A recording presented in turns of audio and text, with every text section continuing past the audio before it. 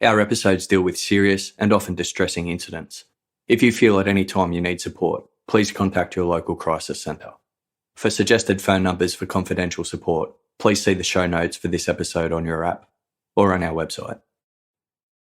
This episode contains particularly distressing incidents and violence against minors. It may not be suitable for all listeners.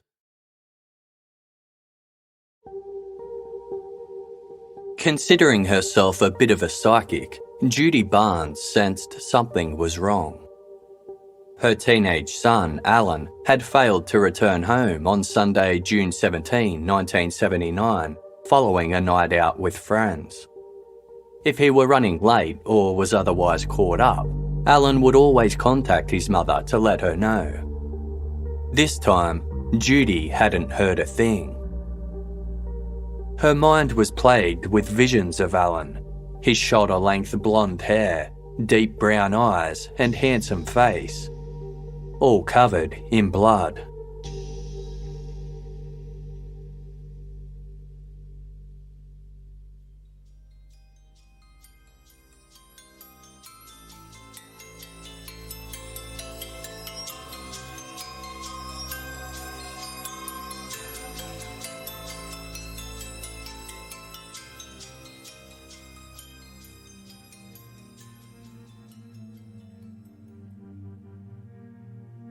The weekends of mid-1979 followed the same routine for friends Alan Barnes and Darko Castellan.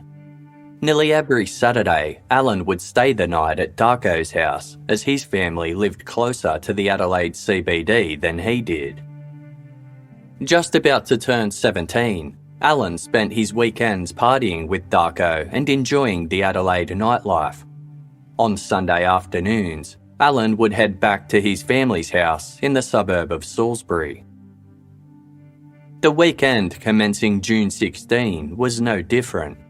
Alan spent Saturday night with Darko, and the next morning the pair headed into the city. By the afternoon, Alan was plotting his journey home. Darko planned to join Alan at his place, but Salisbury was 25 kilometres northeast of the CBD, so the pair would need a ride. They stood outside the Pennington Hotel on Grand Junction Road, a major thoroughfare in the northern part of the city, and began hitchhiking. Cars passed, but no one stopped to pick up the young men. Darko suggested that Alan go home alone, thinking he might have better luck flagging down a car as a single passenger. Alan agreed, and the two said their goodbyes before going their separate ways. Fahim Hodzik knew Alan Barnes and was in the area at the time the 16-year-old was hitchhiking home. As Fahim drove along Grand Junction Road, he saw who he thought was Alan running up to a stationary white Holden HQ sedan. One of its passenger doors opened as Alan approached. Fahim could make out another 3 or 4 passengers in the Holden. As he drove away, Fahim glanced up at his rearview mirror. Alan was gone. As that Sunday came to an end with no sign of her son, Judy Barnes phoned the police to report him missing. 4 days later, on June 21, Alan turned 17. It was a bleak day with no reason to celebrate. He was still missing. Around an hour drive northeast of Adelaide is the South Para Reservoir, the second largest reservoir in South Australia. The artificial lake is surrounded by an expansive bushland reserve, popular with outdoor enthusiasts. On the morning of Sunday, June 24, 1979, 2 bushwalkers set out on one of the many trails lining the reserve. They neared the South Para Bridge, which spanned a section of the reservoir. The water underneath was extremely low at the time, exposing the lake's muddy base. Down there, laying in the brown muck, was the body of a young man. It was obvious to police that the victim had either jumped, been pushed, or dumped from the top of the bridge. His back was broken and twisted from the impact. As such, the major crime squad were called in to assist in a possible homicide. A search of the surrounding area failed to yield any clues. Shortly after the discovery, Judy Barnes opened her front door to find a police officer on her doorstep. The young man found dead at the South Para Reservoir was her son, Alan. The reservoir was 50 kilometres from where Alan was last seen hitching a ride from a Holden HQ sedan. Grand Junction Road moved west to east, providing a direct route via connecting roads to the reservoir. Alan had suffered tremendous physical injury prior to his death. After enduring a severe beating, a tapered blunt object such as a bottle had been forced into his rectum, tearing major blood vessels in the area. Rapid blood loss and shock set in, killing Alan within 30 minutes. Despite this, there was no trace of blood on Alan's skin, as his body had been washed prior to being dumped. He was also wearing different clothes to what he had last been seen in. His family confirmed that the clothes were not his and they had never seen them before. Time of death was calculated to have been within 48 hours of the discovery of Alan's body, meaning he was alive for the duration of the week he was missing. Trichloroethanol was found in his system, a byproduct of the sedative hypnotic drug chloral hydrate used to treat insomnia. Furthermore, his blood alcohol content was 0.19%. It was likely Alan was given a Mickey Fin, an alcoholic drink laced with a psychoactive drug, in this case, chloral hydrate. The combination would have weakened the teenager, limiting his ability to fight off his attacker. Whoever had dumped Alan's body intended it to land in the water under the South Para Bridge and sink into the mud. However, the low water level ensured Alan's body remained visible to passers-by. A reward for information was offered to identify Alan's killer, but failed to generate any leads.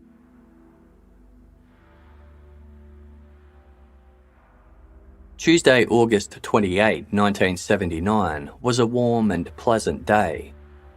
Two men set out in a dinghy in Mutton Cove, 20 kilometres northwest of Adelaide City. The cove is situated near where the Port Adelaide River empties out into the sea. The conditions were calm when the men took to the water, perfect for a spot of casual fishing. As they passed a disused wharf near the Osborne Gasworks, something in the water caught their eye. It was a partially submerged garbage bag snagged on some rocks and bobbing with the tide. They boated closer to get a better look. When they approached, one of the men could make out the heel of a human foot sticking out of the bag. When pathologist Dr. Ross James emptied the bag onto a concrete slab to commence an autopsy, he was struck by the horror it contained. He had never come across a case like it. Inside was the body of a young male adult. His abdominal and chest cavity had been emptied of all internal organs, which were nowhere to be found. His arms had been cut off at the sockets and legs at the pelvis, then stripped of skin and muscle. The limbs had then been placed into a plastic bag and inserted into the cavity in the chest. Skin bearing identifying tattoos had not been discarded, but had instead been retained and placed in the torso as well. Also inside the cavity was a small plastic bag containing severed fingers and dissected genital organs. One testicle was missing. Investigators theorised it might have been eaten by the man's killer or kept as a trophy. The victim also had injuries consistent with anal intercourse, or an object being forced into the anus. He had been decapitated, with bite marks present on the vertebra where the head had been cut away by a sharp instrument. Bite marks were also apparent where the legs had been separated from the torso. The young male's head was affixed to the sternum by a yellow rope that went through his mouth and out the neck and then wrapped around his chest. A time of death was difficult to ascertain, but the body's condition indicated that it hadn't been immersed in the water for very long.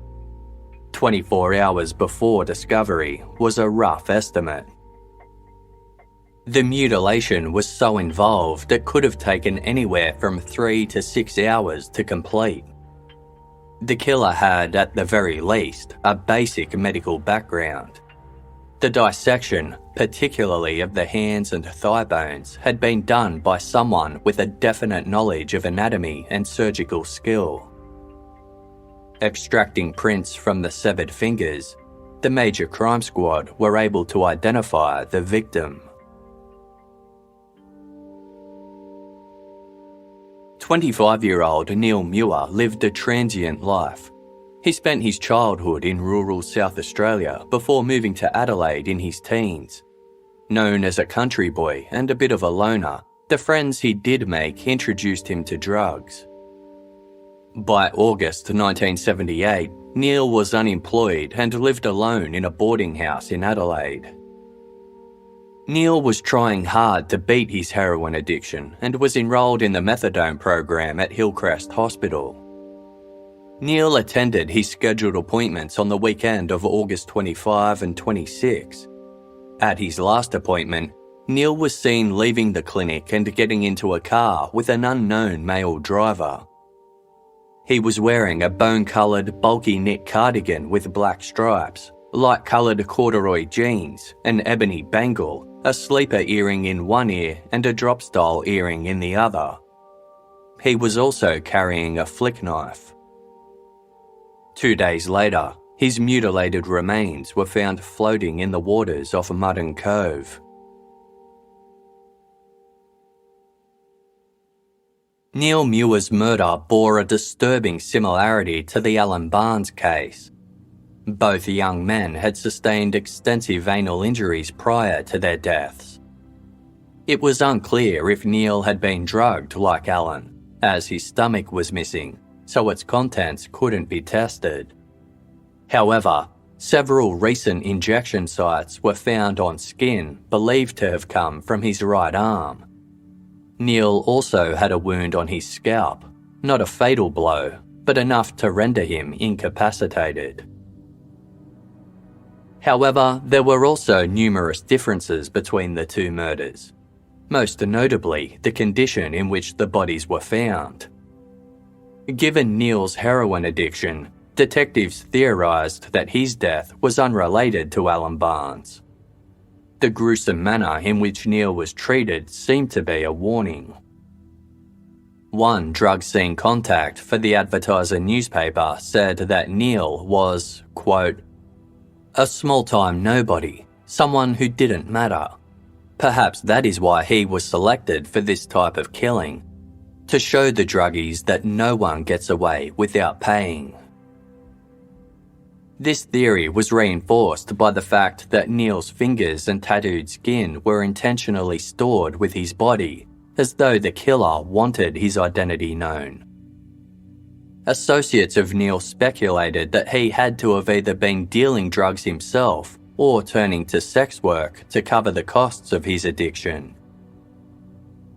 Divers scoured the Port Adelaide River to find Neil's internal organs, but were unsuccessful. Police speculated that, like Alan Barnes, Neil had been killed elsewhere and driven to water. A policeman present at Neil's autopsy told the Advertiser, "Wherever he was killed and cut up must have been like a slaughterhouse by the time it was over." Detective Lee Haddon was placed in charge of the Neil Muir murder investigation. Haddon turned to criminal profiling to understand the type of person capable of committing such a sickening act, a police psychologist concluded that the offender was either mentally ill or an extremely sadistic psychopath. They might not openly display aggression, but instead portray themselves as polite, gentle, and neat, while secretly harbouring strong and out-of-control sexual urges. 3 days after Neil Muir's body was found, a doctor named Peter Milhouse checked himself into a rehabilitation clinic. When speaking with the admitting nurse, Milhouse revealed that he was an alcoholic and had been on a downward spiral since the beginning of the week when he'd gone on a bender. He also cited the fact that he was gay, had increasing debt, and was currently being investigated for writing illegal prescriptions as adding to his depression and drinking problem.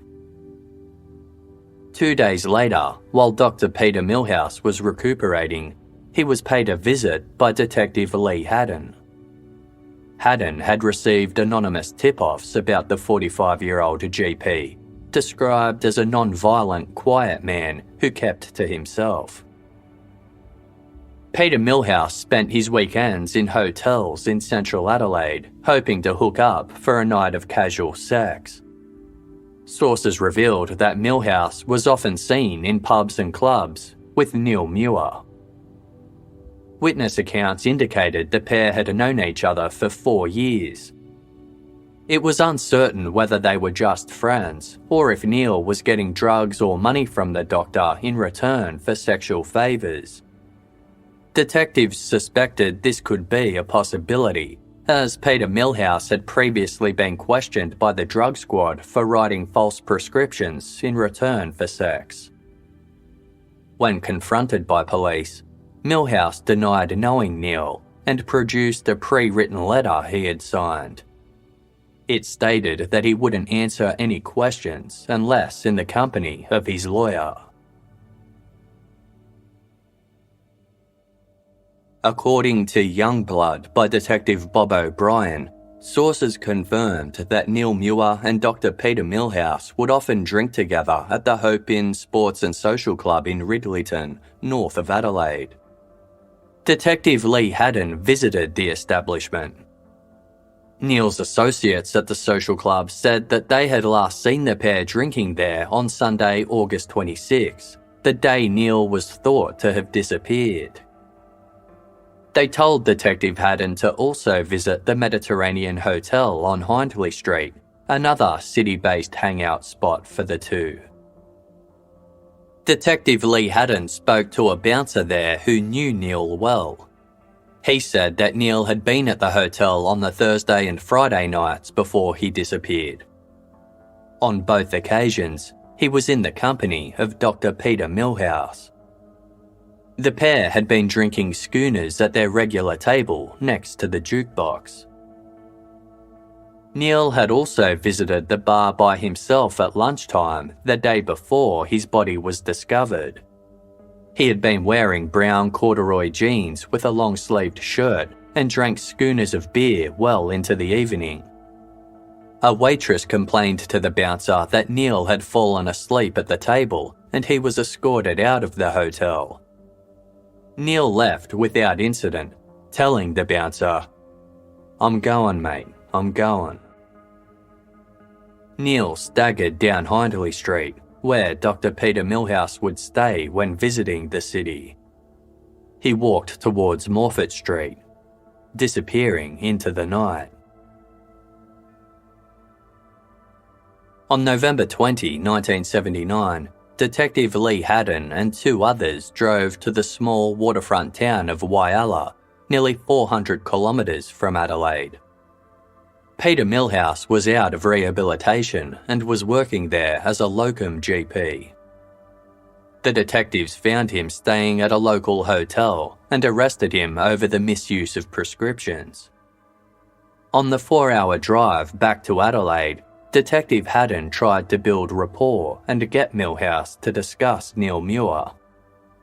He exercised his right to remain silent and was released pending trial. By this stage, detectives had searched Milhouse's North Adelaide residence. He lived by himself and kept the place untidy. Initial testing came back positive for blood on the bathroom floor. However, the area had been cleaned so thoroughly with chemicals that further analysis was not possible. In the kitchen were the same type of garbage bags used to dispose of Neil's body. Outside, a clothesline known for having a distinctive yellow rope had been replaced with metal twine. The plastic bag containing Neil Muir's limbs contained a band-aid with tiny fibres stuck to its adhesive glue.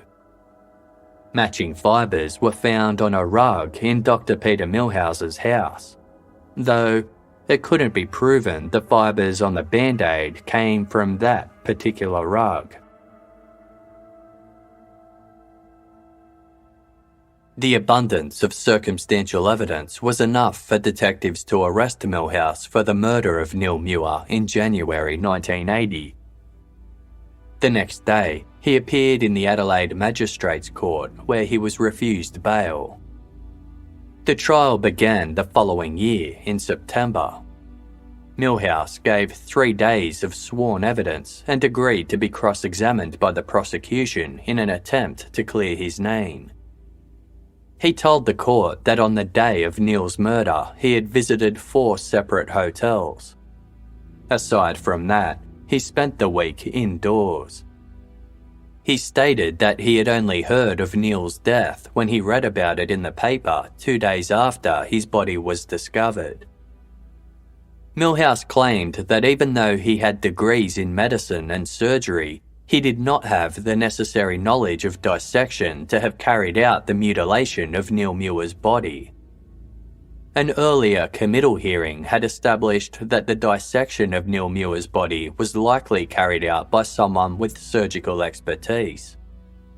Milhouse countered that he was a mediocre medical student, had done very little surgery as an intern at the Adelaide Children's Hospital, and that he had never performed a post-mortem. The prosecution gave 2 possible motives for the murder of Neil Muir by Peter Milhouse.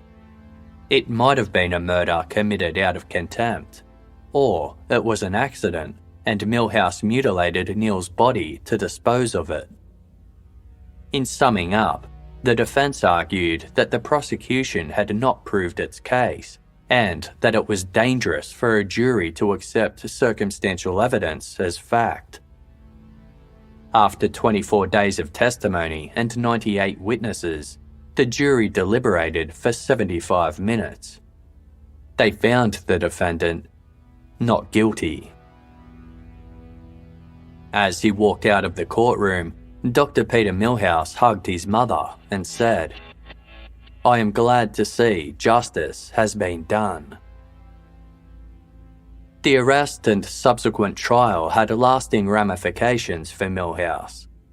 The media reported extensively on aspects of his sex life, including the time he asked Neil to urinate on him in exchange for methadone.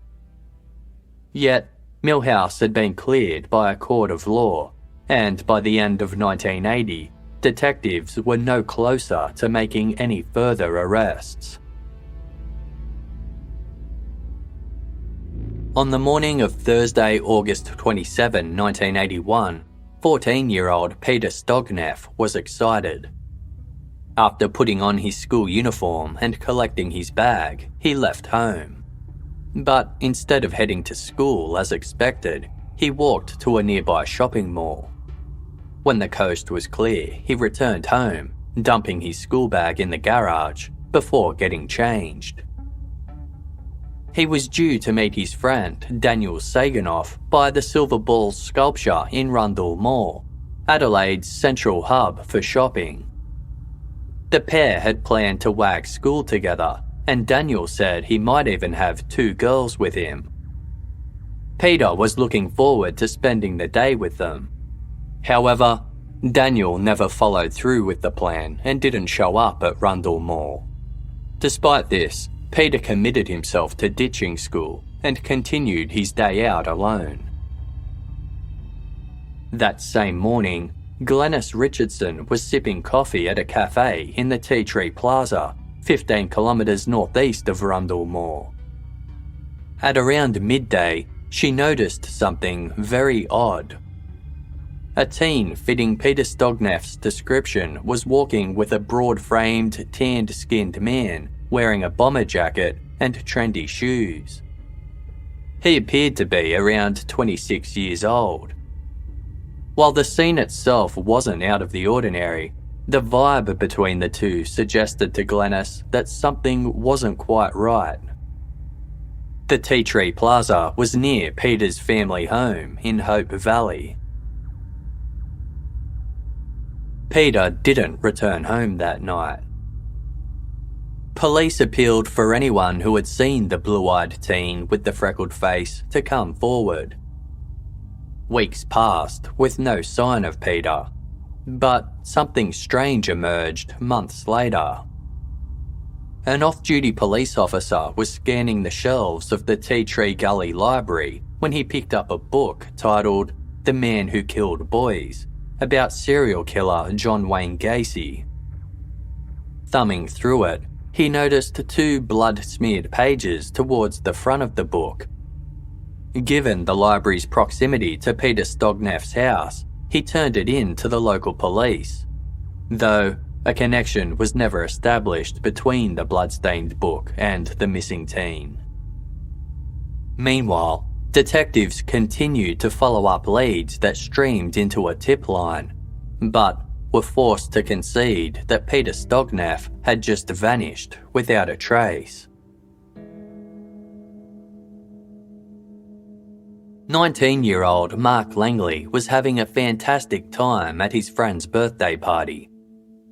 Earlier that evening, on Saturday, February 27, 1982, Mark, dressed in jeans and a blue satin shirt with a blue cardigan over the top.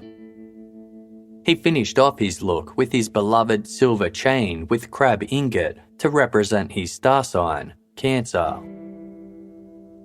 The party at Windsor Gardens, a northeastern suburb of Adelaide, had gone well into the night. It offered a reprieve from Mark's weekday work as a plumber, and he wasn't prepared to call it quits too early. At 1:15 a.m, Mark and 2 friends decided to move on and continue their night out in the Adelaide CBD. They piled into a car and made the journey into the warm and dry night.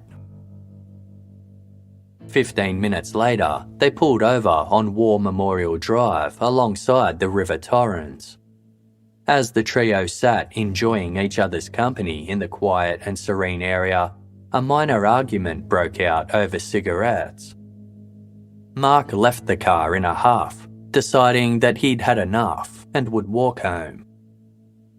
Mark's friends drove off without him, but quickly had a change of heart and decided to go back for him. In order to return to where they left Mark, they had to complete a circuit, continuing down War Memorial Drive, crossing over the River Torrens near the Adelaide Zoo and driving along Victoria Drive, before crossing the River Torrens again on King William Road Bridge.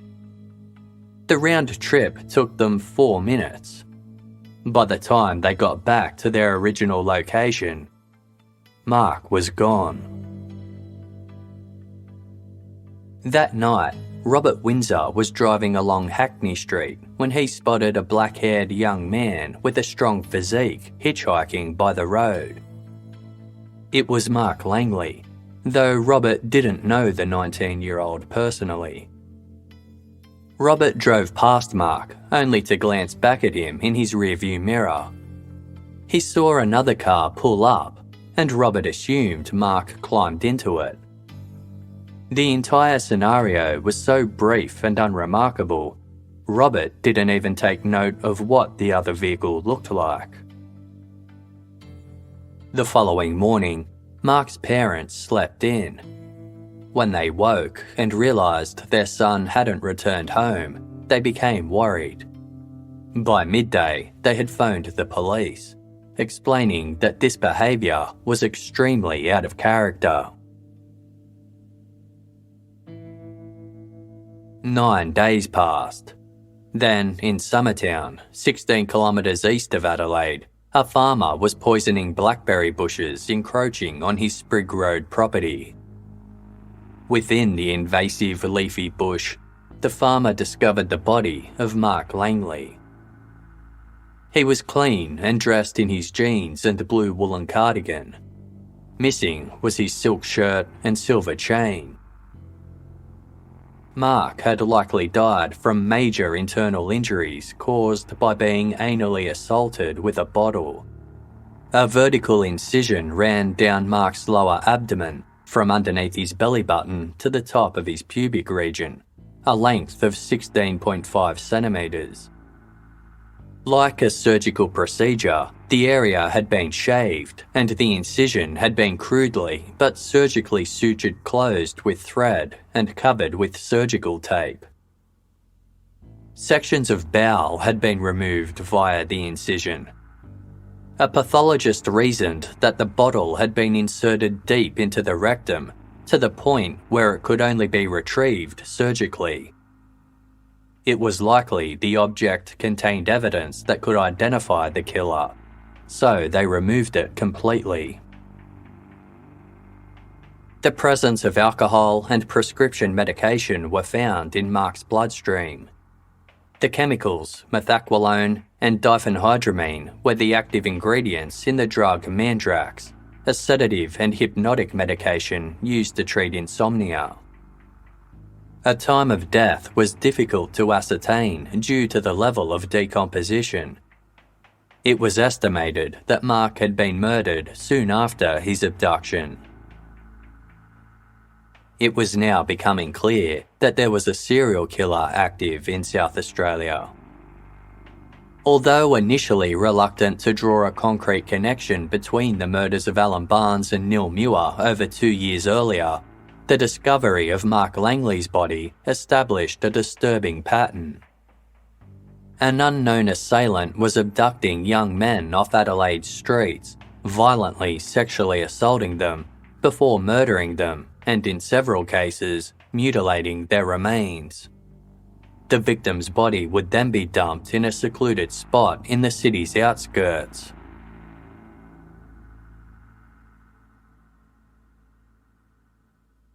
Smoke wafted into the skies above two wells on June 23, 1982.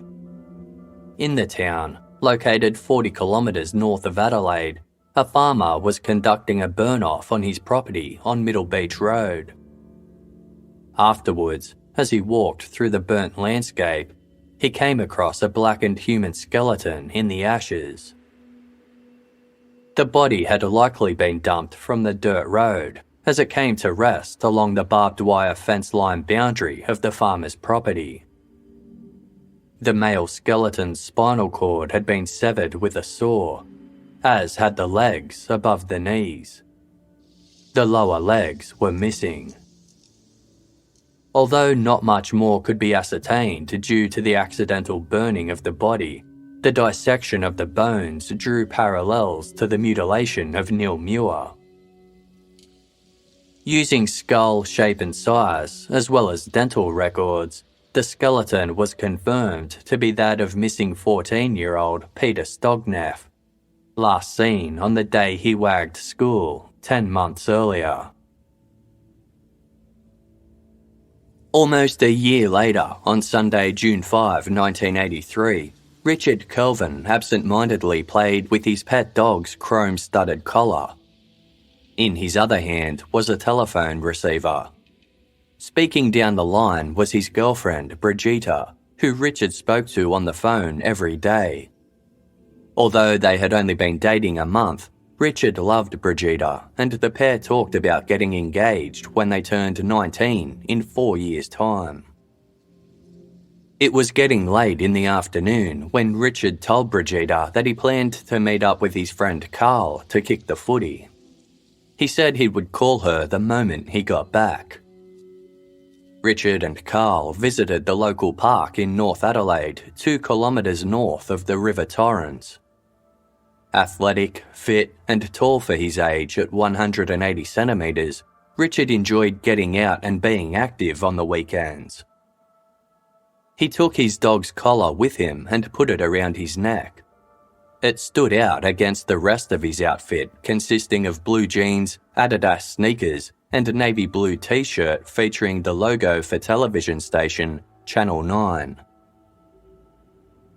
As 6 p.m. drew near, Richard walked his friend Carl to the nearest bus stop on O'Connell Street. As mentioned in the book Youngblood by Detective Bob O'Brien, Carl suggested that they walk to the King William Road bus stop instead, near the Women and Children's Hospital. But Richard dissuaded him. He felt it would be unsafe to cross the darkened parkland to get there. While they waited for the bus, Richard asked Carl what he thought of his dog collar accessory. Carl told him it looked stupid, and in response, Richard took it off and tied it around his wrist instead. Carl boarded the next bus, and Richard set off along the busy street to his family townhouse, approximately 300 metres away. 50 metres from Richard's home lived a man who worked as a security guard. Suffering from a bout of the flu, he went to bed early that evening, only to be woken up at around 6:15.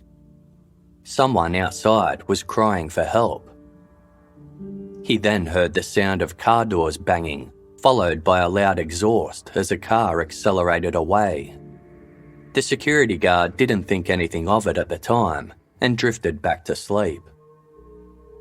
Days later, detectives showed up at his house. They were door-knocking the area in search of 15-year-old Richard Kelvin, who failed to return home 2 days earlier after visiting the local park with a friend. The security guard told the detectives of the cries for help and the accelerating car he heard that night. Being a car enthusiast, he was able to identify the vehicle's exhaust as sounding like it belonged to a Holden with a faulty muffler. Richard's father's celebrity status ensured the teen's unexplained disappearance drew a large amount of police and media focus. Rob Kelvin was a newsreader for Channel 9. A professional with a strong temperament, Rob continued to present the news each night despite the overwhelming distress he faced off camera. He stopped short of reading out any reports regarding his missing son. By the time Richard Kelvin vanished, South Australia's Major Crimes Unit was overwhelmed and their resources were stretched. They were still investigating the murders of Alan Barnes, Neil Muir, Mark Langley and Peter Stogneff. Other urgent investigations were also underway, including the search for 10-year-old Louise Bell, who was abducted from her home in Hackham West 4 months earlier. Louise's story is covered in episode 105 of Casefile. In Richard's case, they immediately suspected he had met with foul play. They even collected one of his school books to compare handwriting samples against any ransom letters they might receive from a kidnapper targeting Richard's high-profile father. Trevor Ford hosted a nightly talkback segment on Adelaide radio station 5DN. In the aftermath of Richard Kelvin's disappearance, Trevor was live on air when a call came through from an unidentified male. He said that Richard was being held in a caravan in the Mount Crawford area of the Adelaide Hills, before promptly hanging up. Given Mount Crawford's proximity to the locations of where Alan Barnes and Mark Langley's bodies were found, detectives thought this a worthwhile lead. An aerial search did locate a few run-down and abandoned caravans amongst the bushland, but all were empty.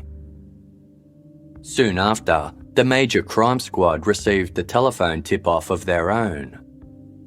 The male caller named 2 men, Mark and Doug, as being responsible for Richard's abduction. He said that they drove a light-coloured 1963 EJ Holden sedan. The vehicle was in good condition, fitted with a tow bar and 2 mirrors on the front guards. This make and model of car used to be very popular. However, over the years, The numbers on the road had dwindled, making it somewhat of a rarer vehicle. According to the book Youngblood, a full-page image of the car in question, alongside a photo of Richard Kelvin, was published in the Advertiser newspaper. It failed to generate any worthwhile response, leading investigators to believe the entire story was a hoax. 7 weeks passed, and police were no closer to finding Richard. Situated 36 kilometres southeast of Adelaide City lies the small town of Kersbrook. In the heart of the sprawling Adelaide Hills region, Kersbrook is home to only a couple of hundred people. On Sunday, July 24, 1983, Kersbrook resident Trevor Holmes and his family took to the bush around their home in search of moss-covered stones to put in their garden. Wandering away from his wife and children, Trevor came across some distinctive pale fragments on the ground. He thought they were kangaroo bones and inched closer to have a look. Suddenly, a person caught his eye.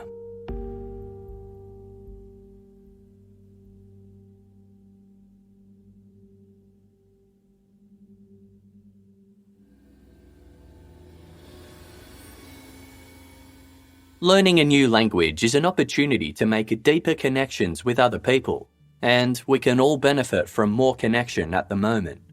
Babbel teaches real-life conversations through interactive dialogues, and you can choose from 14 different languages. The lessons are lovingly created by over 100 language experts, so you learn useful vocabulary and not meaningless phrases.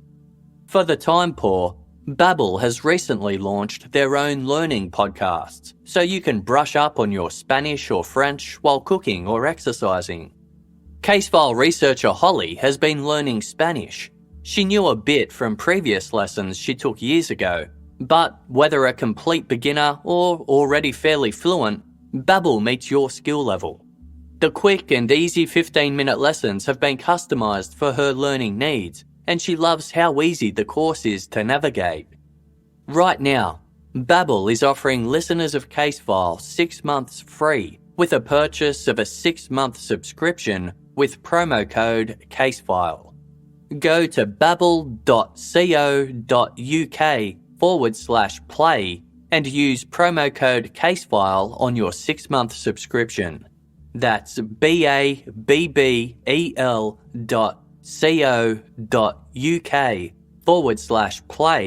promo code Casefile. Great children's books open up new worlds for discovery. With Literati Kids, your child can explore uncharted places every month with spellbinding stories handpicked by experts. Literati Kids is a try before you buy subscription book club. Each month, Literati delivers 5 vibrantly illustrated children's books, bringing the immersive magic of reading right to your home.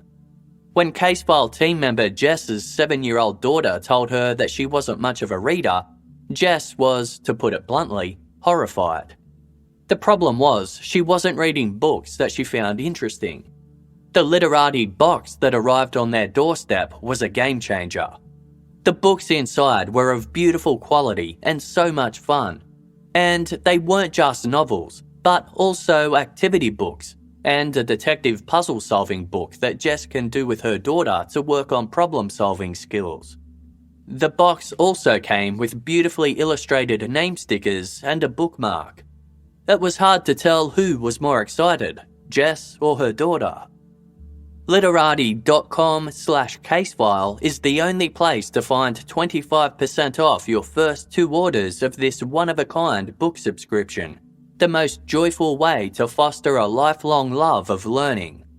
That's literati.com/casefile. Literati.com/casefile. Do you find yourself constantly running around doing errands or working hard all day, only to come home and realise you can't relax yet because you have to think of something to make for dinner? HelloFresh cuts out stressful meal planning and grocery store trips, so you can enjoy cooking and get dinner on the table in about 30 minutes or less. HelloFresh offers over 25 recipes each week, featuring a wide range of flavours, cuisines and ingredients, so you'll never get bored. I've been a customer of HelloFresh long before they were a sponsor. I love that after a hectic day, I have everything I need to make a delicious meal.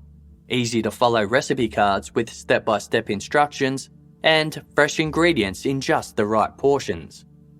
It takes the hassle out of going grocery shopping. There's nothing worse after finishing a busy day trying to work out what to cook for dinner. Let HelloFresh solve that for you. Go to hellofresh.com/casefile10 and use code casefile10 for 10 free meals, including free shipping. That's hellofresh.com/casefile10 and use code casefile10 for 10 free meals, including free shipping. HelloFresh, America's #1 meal kit. Please note, this offer is only available in the United States. Isn't it just the worst when you go to take medication only to discover you've run out or that you forgot to get your script filled? Capsule is a new kind of pharmacy that hand delivers your prescription the same day for free. Here's how Capsule works. It's so easy. To start, visit capsule.com. It only takes 15 seconds to sign up. When your prescription is ready, Capsule will text you to schedule free delivery at a time you choose.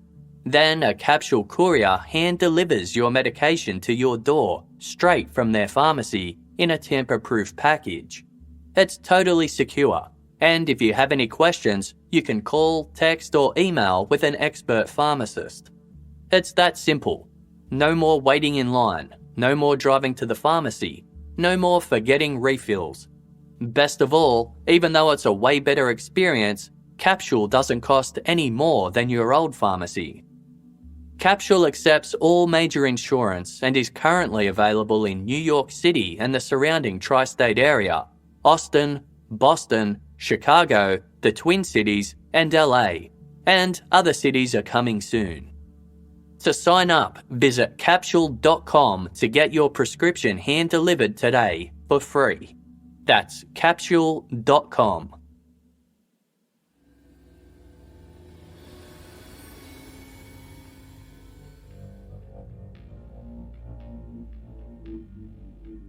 It was a young male with sandy blonde hair. He was lying in the nearby scrub on his left side and in the fetal position. Thinking that the man was injured, Trevor called out to him, but was met with silence. Trevor approached and saw the Channel 9 logo on the man's shirt. A dog collar was fastened around his neck. Trevor bent down, cleared the scrub away from the man's face, and realised he had found the body of Richard Kelvin. An autopsy showed a subdural hemorrhage from a head injury that had occurred early on in Richard's abduction. This blow would have been enough to kill him, but the partial resolution of the hemorrhage indicated that he had survived the attack. Bruising down Richard's back and buttocks were estimated to have been inflicted 2 weeks before his death. He also showed signs of anal trauma. Richard's body had been washed prior to being redressed, and his captor had also given him a haircut. Unique fibres were found on Richard's clothing, including his underwear. They came in a variety of colours: blue, turquoise, purple, orange, yellow, black, brown, red, and green. 7 foreign human hairs were also found on the inside legs of Richard's jeans. Richard had been kept alive for up to 5 weeks before succumbing to blood loss. Traces of various sedatives, including Valium, Amatil, and Rohypnol, were found in his system, as was Mandrax, the drug also used to weaken Mark Langley. Richard had also been given alcohol laced with chloral hydrate like Alan Barnes. Kersbrook was accessible via South Para Road, which also led to the South Para Reservoir, where Alan Barnes was found. The strength required to throw Alan Barnes's body over a metre-high bridge railing, the extensive mutilation of Neil Muir's body, the surgical procedure performed on Mark Langley, and the difficulties in keeping Richard Kelvin captive for 5 weeks, all pointed to more than one individual being responsible for the crimes.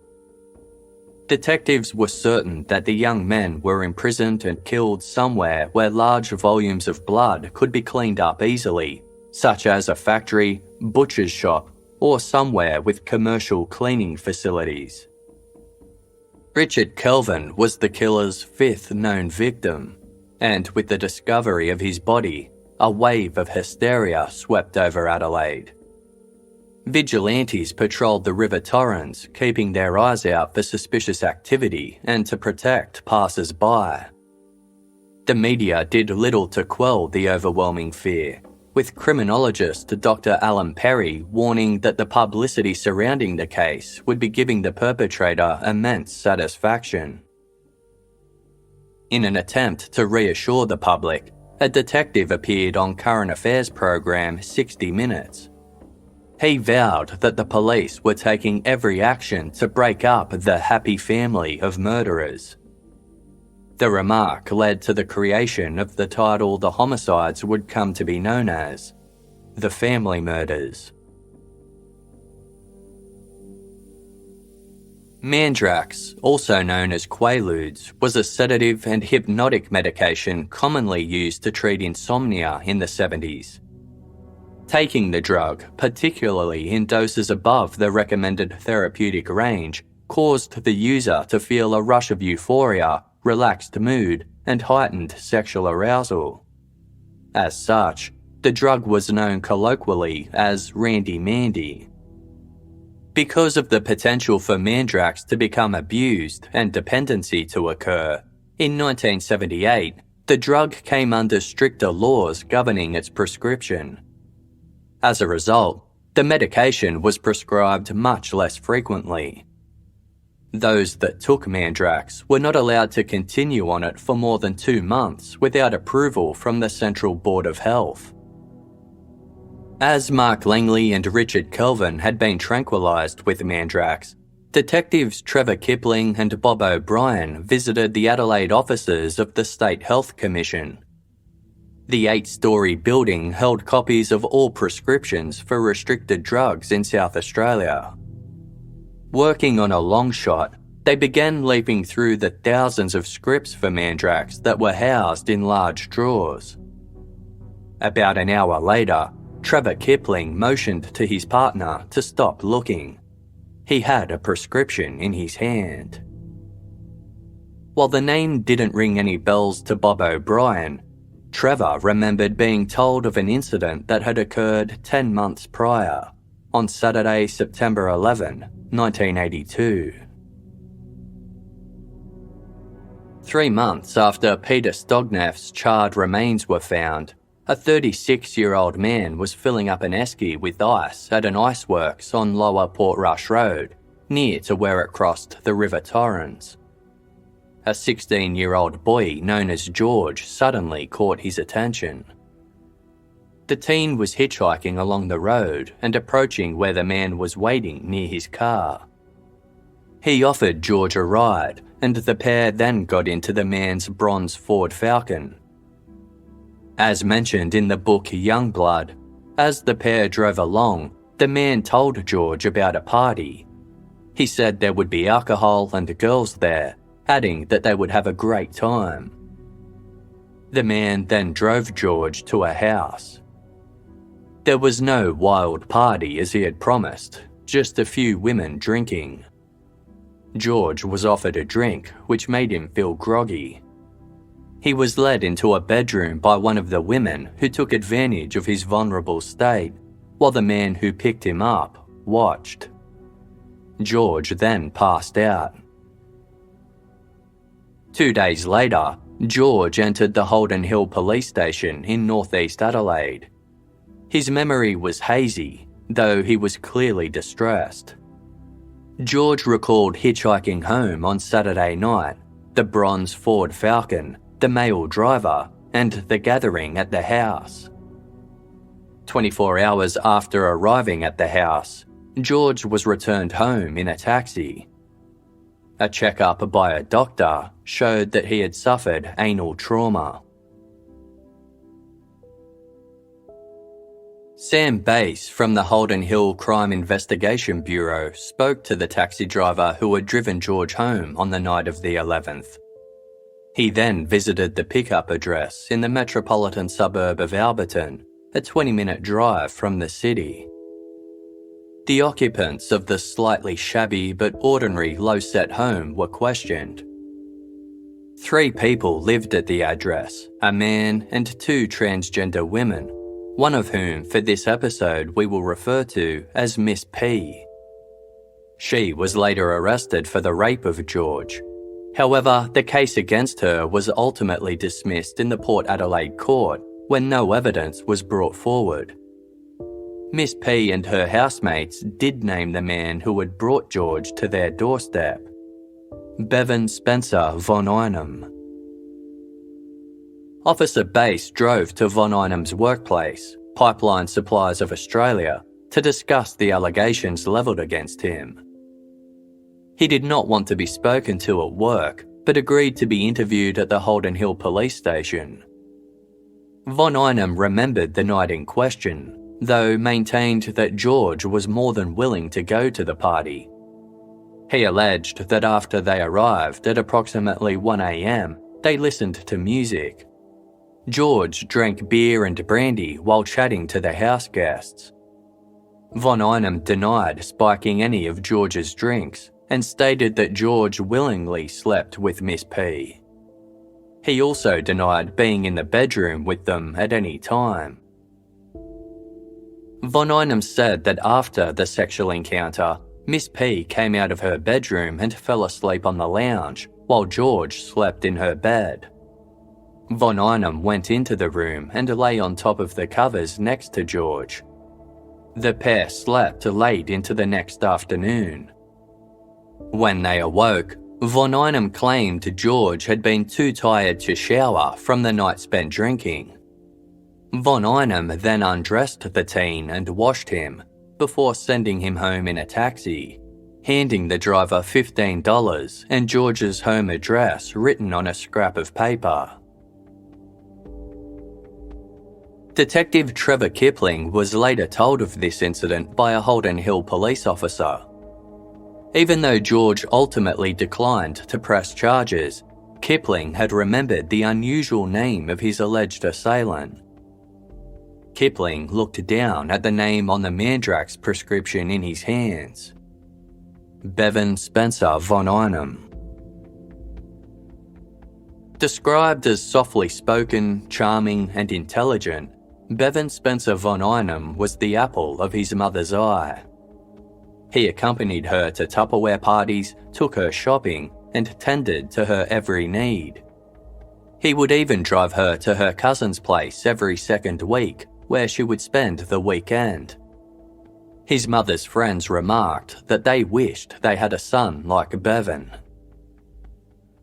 Von Einem was musically gifted. A member of the Harp Society, Von Einem played regularly when he wasn't working at Pipeline Supplies of Australia. Employed there for 16 years, Von Einem had started as a bookkeeper before working his way up to the role of accountant. A valued and trusted employee, Von Einem had keys so he could gain access to the industrial building after hours. Von Einem was openly gay at a time when Australian society was intolerant towards same-sex attracted people. He experienced the discrimination firsthand in 1972. At the time, the public toilets along the banks of the River Torrens were referred to as the number 1 beat, a place where gay men could meet and pick up other men.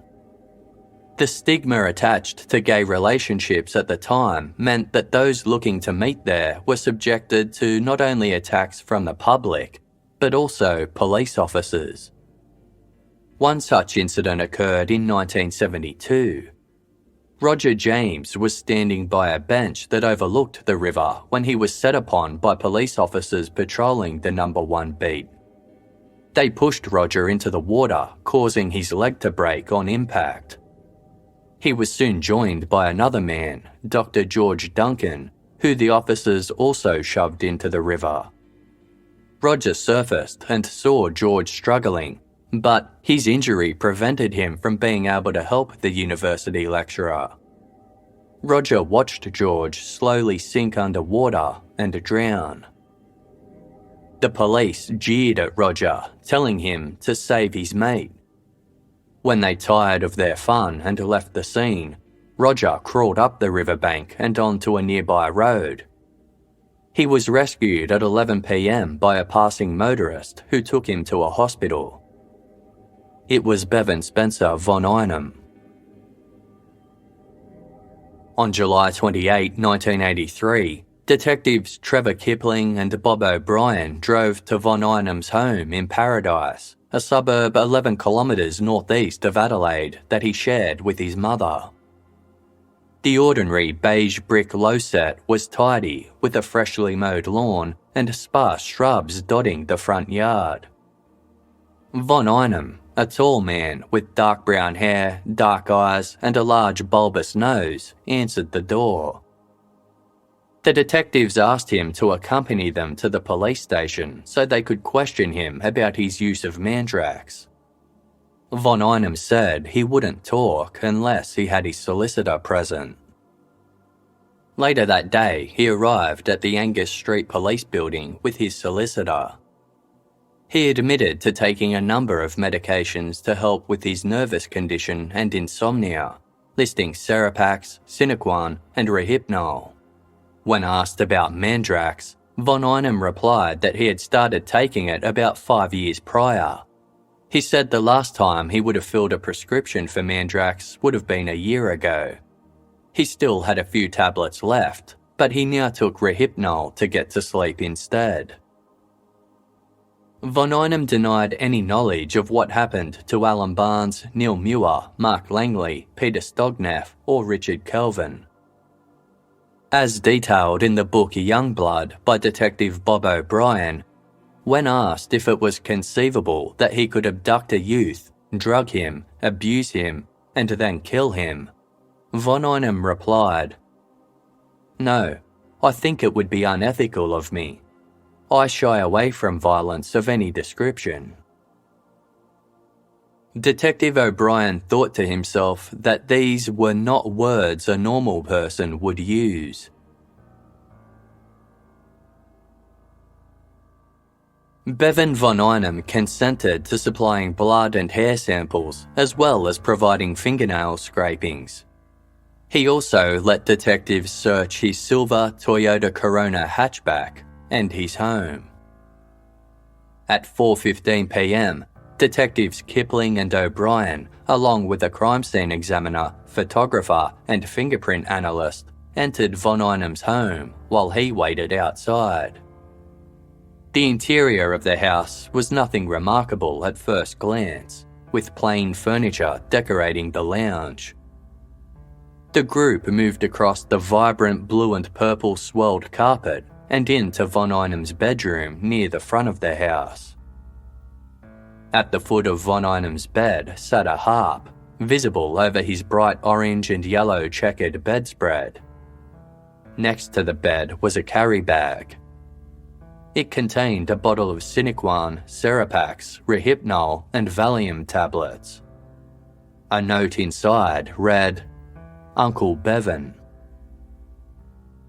Detective O'Brien asked von Einem where his mandrax could be found.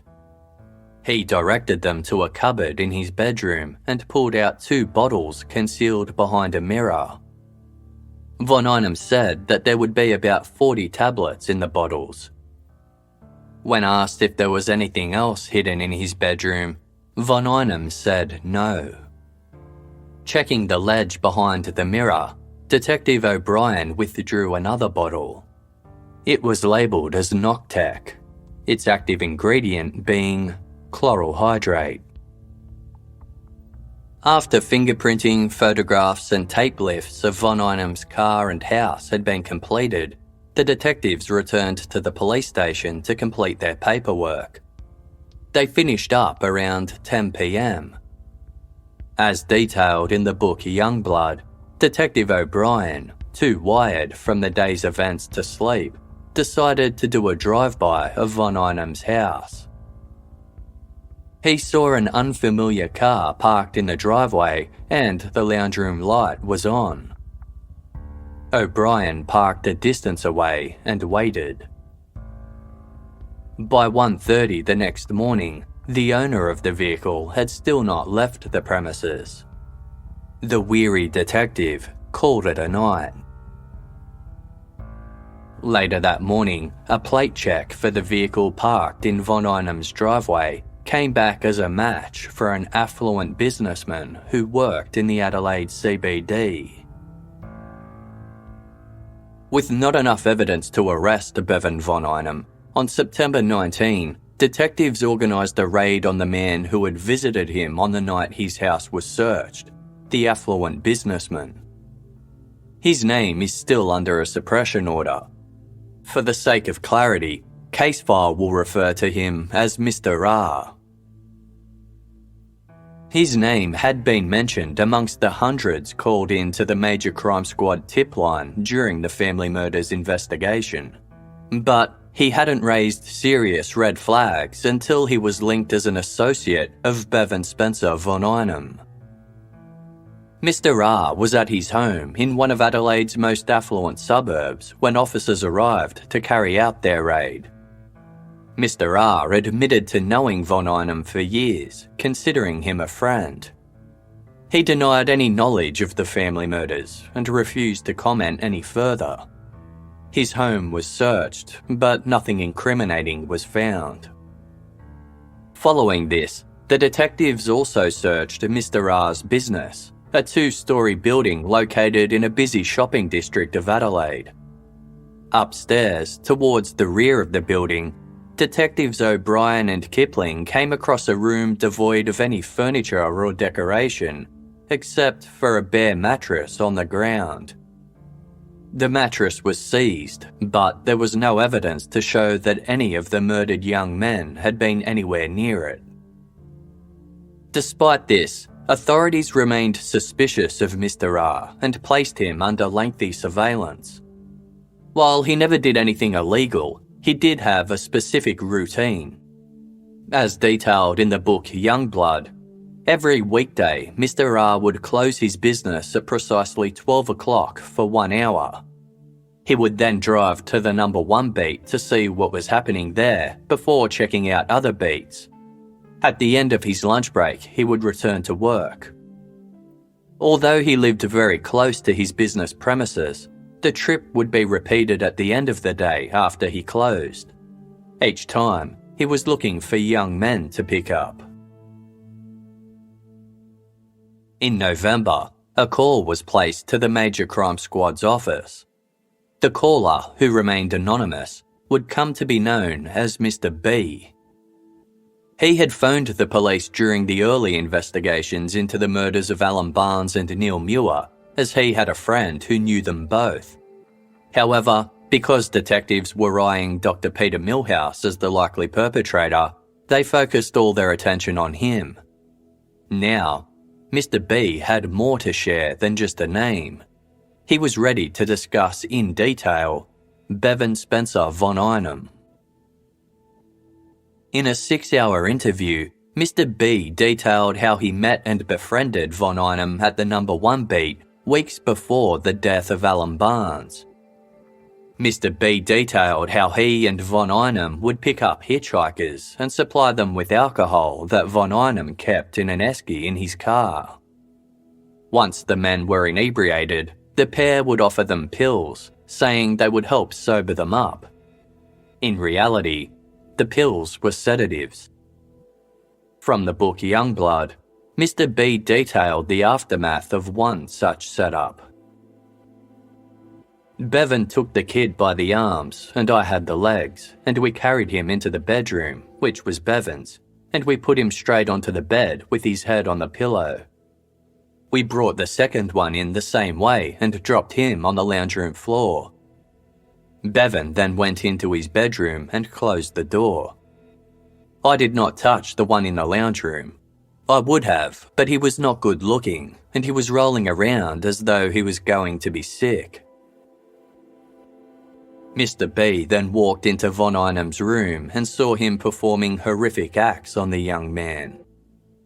Mr. B asked Von Einam to take him home, and the two of them dropped the drugged boys to the Alberton house of Miss P and her friends, where they slept off the effects and went home. On November 3, Bevan Spencer Von Einam went out to get groceries with his mother. Afterwards, as he pulled into the driveway of his home, he was arrested by Detective Trevor Kipling for the murder of Richard Kelvin. Analysis of the brightly coloured fibres recovered on the clothing worn by Richard Kelvin had come back as a perfect match to those on the carpet and bedspread in the Von Einam home. 110 fibres were a match to Von Einam's brown cardigan. This evidence, combined with a signed statement by Mr. B and mandrax and chloral hydrate found in Von Einam's bedroom, was enough to warrant an arrest. Von Einam's mother was shocked and couldn't believe what was happening. Her son showed no emotion at all. Von Einam adamantly denied knowing what happened to Richard Kelvin. He was held on remand, and at his committal hearing in February the following year, Von Einam's attorney halted proceedings to read out a statement on behalf of his client. It claimed that Von Einam did meet Richard Kelvin on the night he was abducted. However, he was not involved with his disappearance or murder. The hearing was postponed while detectives investigated these new claims. On March 1, Von Einam was re-interviewed. This time, he claimed that on the afternoon of Richard's disappearance, he was driving to get fish and chips for dinner when he almost struck Richard with his car. He spoke briefly to Richard, who noticed that Von Einam was drinking a beer and asked if he could have one as well. Not wanting Richard to get in trouble for underage drinking, Von Einam said that Richard got into his car and the two had a drink while driving back to his home in Paradise. Richard told Von Einam of his troubles at school with bullying, a fact that had been printed in the papers following his disappearance.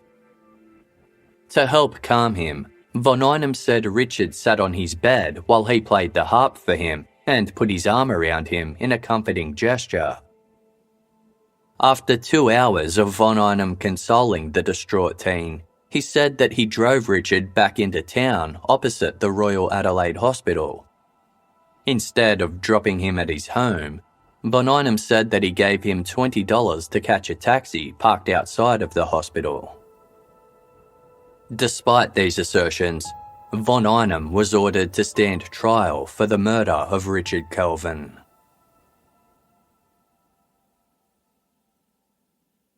Media descended on the South Australian Supreme Court as Bevan Spencer Von Einam was brought in for the first day of his trial on October 15, 1984. A 7-woman and 5-male jury listened as prosecutors pointed to all the evidence linking Von Einam to the abduction and murder of Richard Kelvin. Aside from the fibre evidence and medications found in Richard's system, there was other incriminating evidence. The day after Richard Kelvin disappeared, Von Einam had his hair coloured by a hairdressing friend of his. From the age of 16, he had gone prematurely grey and had his hair dyed dark brown every month. Von Einam did not dispute this claim, telling the jury that although he was sick with the flu, Monday, June 6, 1983, was the only day that his hairdresser was free to do his hair. The alibi worked against Von Einam when the 7 hairs found on the inside of Richard's jeans exactly matched the hair dye used to colour his hair. They also had a small amount of grey regrowth. In the week after Richard was abducted, Von Einem took the week off work, telling his employer that he had the flu. 6 days after Richard's body was dumped, Von Einem sold his car, but not before giving the interior of the boot a new paint job. Von Einem claimed he did this to remove rust caused by a leaking esky, but detectives were certain he covered up bloodstaining or other evidence. In a 12-page unsworn statement in his defence, Von Einem asked the jury to accept the version of events regarding his meeting with Richard Kelvin and to find him not guilty. On November 5, the jury retired to consider a verdict. 7.5 hours later, they returned to announce Bevan Spencer Von Einem guilty. The public gallery erupted into cheers and applause, an act almost unheard of in the 1980s and visibly surprising Justice Michael White. Bevan Von Einem sat passively, showing no emotion at the outcome. Before sentencing, Justice White said the following: "The horrendous nature of this crime, involving, as it did, a long period of imprisonment and ill treatment prior to murder, has added a new dimension to the kinds of murder committed in the state with which the community has to live. You do not show remorse. You do not admit guilt. You showed yourself to be cool and violent at the time of abduction, inventive and resourceful during imprisonment of the youth, ready to resort to lies and false alibis after the discovery of the body, and you are unrepentant at the moment."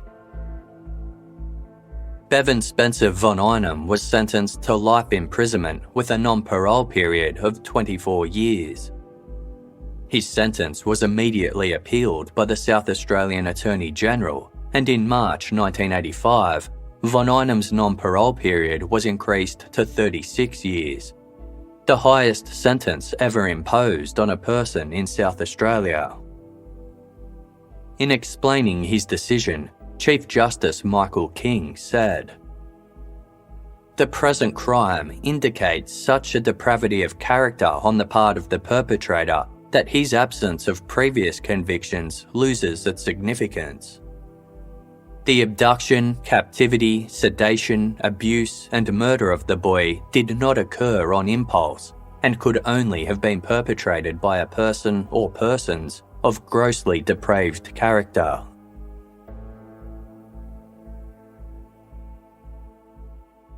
In early 1988, an inquest was opened into the deaths of Alan Barnes, Neil Muir, Peter Stogneff, and Mark Langley, after earlier individual inquests determined that there was enough evidence linking these murders together. It was believed now more than ever that Bevan Spencer Von Einem was involved in these crimes, and he did not carry them out alone. Yet, there was only enough evidence to charge and convict him of the one murder. Even from a prison cell, Von Einem refused to name any of his associates. Alan's mother, Judy Barnes, was grateful for the inquest, telling paper The News that South Australia would be rocked to its little grassroots if the names of the murderers were released. The killers are not hoons, not down-the-street deviants. They are professional people. At the inquest, Detective Trevor Kipling spoke of a special unit set up by the Major Crime Squad to investigate incidences where young men had been lured into passing cars and then drugged and anally assaulted. Like George, other victims came forward to say they had been picked up and given drinks that were laced with drugs. They spoke of passing out and waking up at a stranger's house where there lived transgender women before being allowed to be let go. Members of the gay community cooperated fully with the detectives as they patrolled known beats, appalled by the killings. In presenting the findings, the coroner stated, "I have perused a number of statements from victims who survived the ordeal. Statements by these people have been checked and rechecked, and there is no doubt that their account of what happened are substantially true and certainly not fanciful. In early September 1988, spurred by public interest in naming other members of the family, the South Australian government offered $500,000 and immunity from prosecution for any information leading to the conviction of anyone involved in the murders. They hoped an increase in the reward, which had previously been set at $100,000 and then $250,000, would be what was needed to convict the other killers. In September 1989, Mr. B told detectives that he had more information to give about Von Einem. In order to get the information, Mr. B was offered immunity from prosecution if it was established that he was responsible for any sexual abuse towards the victims involved. Mr. B detailed meeting up with Von Einem the night Alan Barnes went missing. He recalled how they had picked up the hitchhiker, who asked if he could get a lift to his family home in Salisbury. Von Einem offered Alan a drink. As they drove along, Mr. B said he asked Alan if he wanted to go to a party, and Alan replied that he did. Sometime later, Von Einem exited the vehicle to make a phone call. He told Mr. B that he had arranged to meet an associate of his at a toilet block on the River Torrens near Jolly's boathouse. They drove to the location, and Mr. B sat in the car while Von Einem went to speak to his friend. Alan Barnes was unconscious on the rear seat of the vehicle. A short while later, Von Einem returned and asked Mr. B, "Do you want to come with us and do some surgery on this guy?" indicating in Alan Barnes's direction.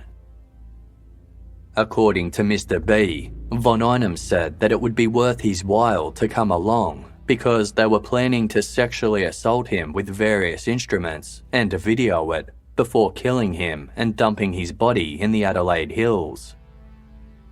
Mr. B said he declined and walked off. A few days later, Mr. B met Von Einem in the city. Von Einem told Mr. B that Alan had died and that if he said anything, he would be implicated in the murder. With this new evidence, on September 15, Von Einem was charged with the murder of Alan Barnes. Given the similarities in the manner of death between Alan and Mark Langley, on November 10, he was charged for his murder as well. At the committal hearing, a friend of Alan's named Gary gave evidence that he had been introduced to Von Einem and some of his friends the week before he disappeared. Von Einem told them both that if he and Alan provided sexual favours, they could get drugs, women, or anything they wanted. This offer also stood if they provided Von Einem with young boys.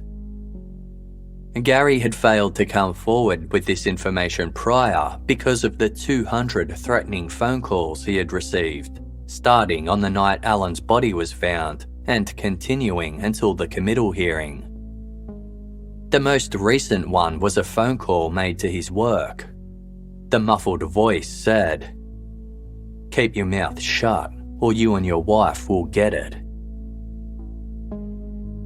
In an explosive day of allegations, Mr. B gave evidence that Von Einem had confessed to him murdering the Beaumont children in 1966, as well as Joanne Ratcliffe and Kirsty Gordon in 1973. These crimes are covered in episodes 100 and 163 of Casefile, respectively. Von Einem couldn't be directly linked to either crime. Mr. B told the court, "I have given consideration to the relatives of these kids. They deserve to know what really happened." When asked during cross-examination whether the reward money for these disappearances played any part in him coming forward with these allegations, Mr. B said it did, but only because he felt he needed to flee the country, fearing for his life. Adding to his fear, he said, was that one of the people he thought may have been involved in the killing of Alan Barnes was sitting in the public gallery while he gave evidence. Bevan von Einem was ordered to stand trial for the murders of Alan Barnes and Mark Langley. In December 1990, the trial judge decided to allow the evidence of Mr. B in the committal hearing regarding Alan Barnes for the upcoming trial. For the Mark Langley case, the prosecution was relying on using similar fact evidence. They were going to argue that the abduction and murder of Mark Langley was so similar to that of Richard Kelvin that it meant von Einem should be found guilty. However, von Einem's counsel successfully argued that comparing Mark's death against Richard Kelvin would suggest criminal liability. Just before Christmas Day 1990, the prosecution received instructions from the South Australian Attorney-General not to proceed with the case of Mark Langley, and the charges against von Einem were dropped. In February 1991, von Einem appeared in the Supreme Court for a total of 30 seconds. The prosecution said that they had been instructed by the South Australian Attorney-General to not pursue charges against von Einem regarding the murder of Alan Barnes either. The Attorney-General had received legal advice that there was no reasonable prospect of a conviction on the available admissible evidence. Over the course of Bevan Spencer von Einem's incarceration, snippets regarding the life of privilege he led came to light.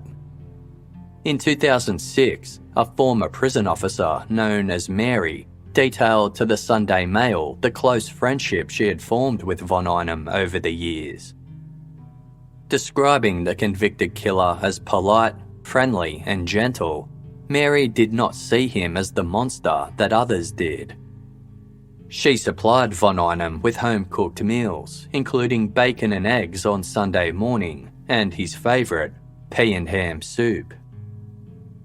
She also purchased art supplies for him when von Einem mentioned that he wanted to do some painting. Other prison officers paid for painted von Einem greeting cards, either with cash or tobacco. He also used an officer's mobile phone from time to time. Mary admitted to letting von Einem sit in the officers' station, which contained confidential prisoner information, while they enjoyed cake and a cup of coffee together. Other officers turned a blind eye to it. Mary said that von Einem spent most of his prison time drawing, painting, reading, and watching soap operas and reality TV. According to The Advertiser, in 2005, Bevan Spencer von Einem was prescribed the drug Cialis by a prison doctor. Similar to Viagra, Cialis is used to treat erectile dysfunction, however, is longer lasting. In mid-2005, under the influence of the medication, von Einem raped and assaulted a fellow prisoner to the point where he needed extensive surgery to repair internal injuries. In early May 2007, a subsequent rape charge against von Einem was dropped after the Director of Public Prosecutions decided there was insufficient evidence to secure a conviction. Bitterly disappointed, the victim's mother stated that her son's silence was interpreted to have been consent, when in fact von Einem had repeatedly coerced, drugged, and threatened him. Following this, the drugs Cialis and similar medications were banned from prisons. In February 2014, Trevor Peters' brother was cleaning out his deceased sibling's terrace house in Kensington Park. As reported in The Advertiser, he came across a diary belonging to Trevor and thumbed through it. He reached an entry in late June of 1979, just after Alan Barnes went missing. It described how Trevor was getting his hair coloured at his friend's salon. The same salon that Bevan Spencer von Einem visited to get his hair coloured the day after Richard Kelvin disappeared. While Trevor was waiting for the bleach to dye his hair, he said that Bevan Spencer von Einem walked in. The diary entry read, "He was in a very happy mood and looking knowingly at the hairdresser, smiling broadly and excited about something they both seemed to share. I could hear Bevan and the hairdresser giggling and laughing, and both saying, 'Ooh, how evil. Ooh, it's evil.' I found them huddled over a waist-high table directly behind the curtain of the salon. There was a group of photographs, Polaroids, laid out on the table, maybe 4, 5 or 6 of them, with Bevan holding more photographs in his hand. They both began to collect the photos quickly, but not before I saw them. The photographs were of a young, attractive, blonde-haired man lying on his side on the front seat of a car with his legs bent towards the steering wheel. I was shocked at seeing the photos, and they both hurriedly gathered them up, with Bevan putting them all into his back pocket of his trousers.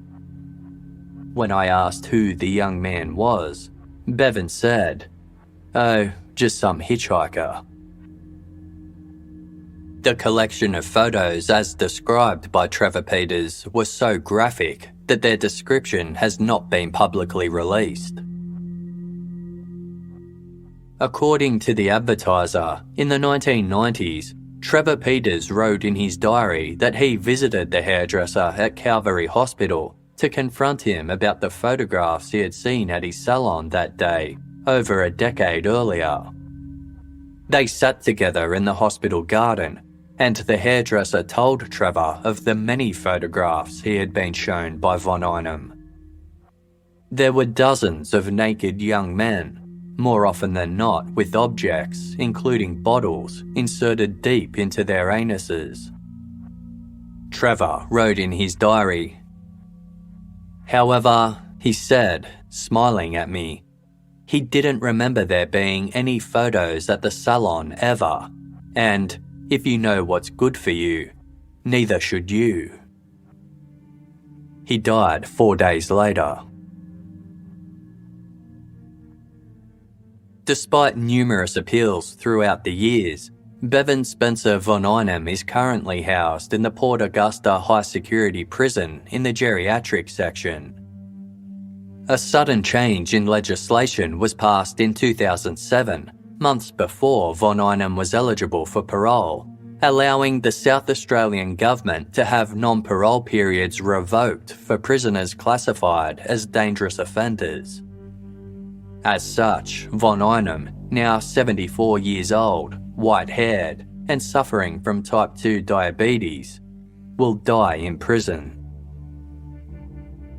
In 2008, there was a change to DNA legislation in South Australia that gave police the power to test the DNA of people that were suspects in major indictable offences.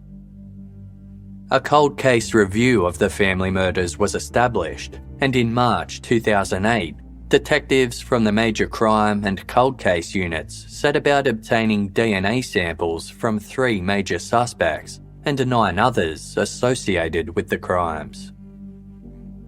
The samples were compared to forensic evidence obtained in 4 of the 5 murder crime scenes and the profiles stored on a database for future reference.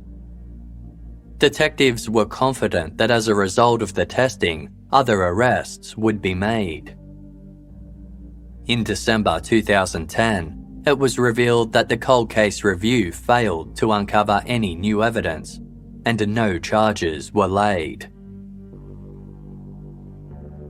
A reward of up to $200,000 is still on offer for information leading to the conviction of the person or persons responsible for the murders of Neil Muir and Mark Langley. A reward of up to $1 million is on offer for information leading to the conviction of the person or persons responsible for the murders of Alan Barnes and Peter Stogneff. Despite Bevan Spencer von Einem having been found guilty of the murder of Richard Kelvin, police are convinced multiple perpetrators were involved in his death. Therefore, a $1 million reward is also on offer for information leading to further convictions in his case. Detectives think that over the years, 100 or more young men were picked up, drugged, assaulted, and then let go by members of the family. If you have any information, please call Crime Stoppers on 1800 333 000 or make a report online at crimestopperssa.com.au. You can remain anonymous. Or, if you'd prefer, contact Casefile directly via our website. Speaking to the advertiser, Detective Superintendent Grant Moyle appealed to those with knowledge of the family murders.